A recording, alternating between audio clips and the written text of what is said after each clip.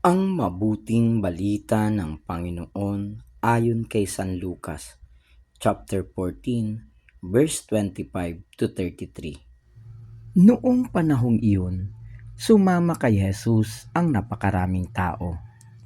Humarap siya sa kanila at kanyang sinabi, "Hindi maaaring maging alagad ko ang sinumang umiibig sa kanyang ama at ina, asawa at mga anak, mga kapatid, at maging sa sarili niyang buhay ng higit sa akin. Ang sinumang hindi magpasa ng sariling krus at sumunod sa akin ay hindi maaaring maging alagad ko. Kung ang isa sa inyo'y nagbabalak magtayo ng tore, hindi ba uupo muna siya at tatayahin ang magugugol para malaman kung may sapat siyang salaping maipagpapatapos niyon?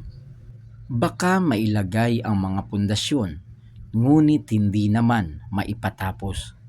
Siya'y kukutyain ng lahat ng makakakita nito. Sasabihin nila, nagsimulang magtayo ang taong ito, pero hindi na ipatapos. O sinong hari na makikipagdigma sa kapwa-hari ang hindi muna uupo at pag-aaralang mabuti kung ang 10,000 niyang kawal ay maisasagupa sa kalaban na may 20,000 tauhan? At kung hindi niya kaya, malayo pa ang kalaban, ay magsusugo na siya ng mga kinatawan upang makipagkasundo.